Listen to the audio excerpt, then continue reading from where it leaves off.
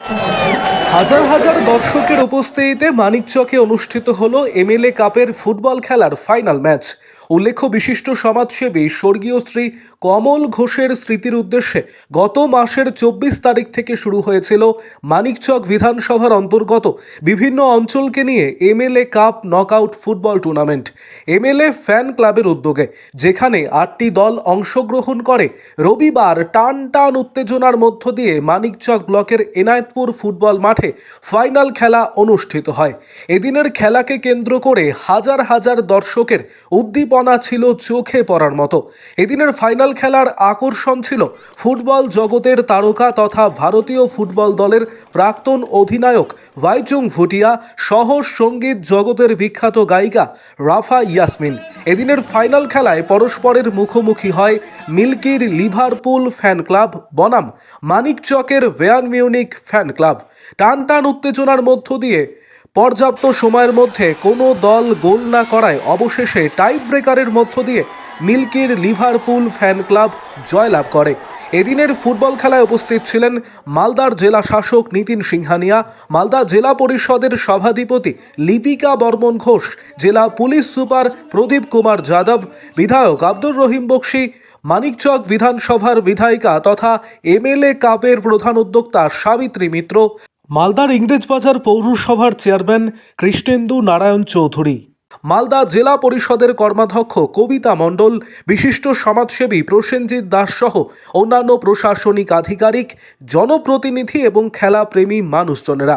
খেলা শেষে বিভিন্ন প্রাক্তন খেলোয়াড় এবং প্রশাসনের আধিকারিকদের সম্মানিত করা হলো বিধায়িকার পক্ষ থেকে। রানার্স এবং জয়ী টিমের হাতে ট্রফি সহ খেলার পুরস্কার মানি তুলে দেওয়া হয় অনুষ্ঠানে উপস্থিত অতিথিদের হাত দিয়ে। আরও আপডেট থাকতে আমাদের ভিডিও শেয়ার ও ফেসবুক পেজটিকে লাইক করে ফলো করে দিন।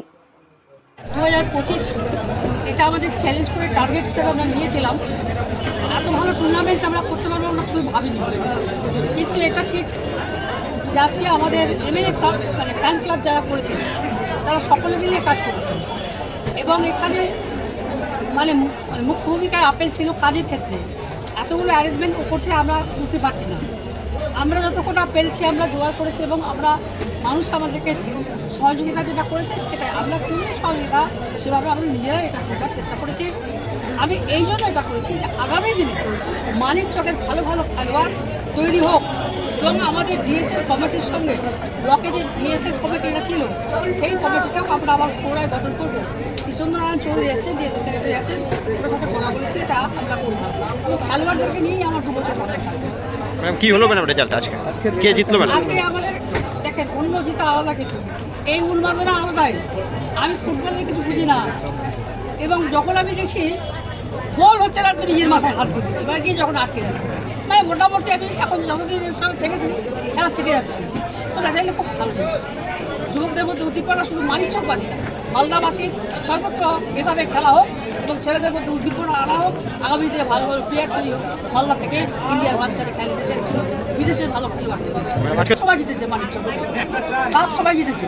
সো ন্যাচারালি আজকে নির্বাচনে দুটো দল যত ভালো খেলেছে সেখানে যারা ওরা টাই ব্রেকারে জিততে হলো, এটা তো মানে প্রথম খেলা এবং দুটো দলে 3 গোল দিয়ে জিতেছে। ম্যাডাম আপনাদের ডাকে সাড়া দিয়ে বাইচিং ভুটিয়া এসেছিল, কি বললো, কীরকম লাগলো? বাইচুং ভুটিয়া একজন ভালো খেলোয়াড়, সেই হিসাবে উনি এসেছিলেন। খেলার সঙ্গে ওনাকে দেখে আমাদের যুবকদের মধ্যে উৎসাহ হয়েছে যাতে এরকমভাবে আমরাও খেলে আমরা বড় হতে পারি। তার জন্যই বাইচুং ভুটিয়া এসেছিলেন এবং দেখা করেছেন বাইচুং সাহেবের সঙ্গে। উনি ভালো অনেকক্ষণ টাইম দিয়েছেন, সারাক্ষণ আমাদের সঙ্গে ছিলেন। জেলা সমাহর্তা থেকে শুরু করে এভরিথিং সবাই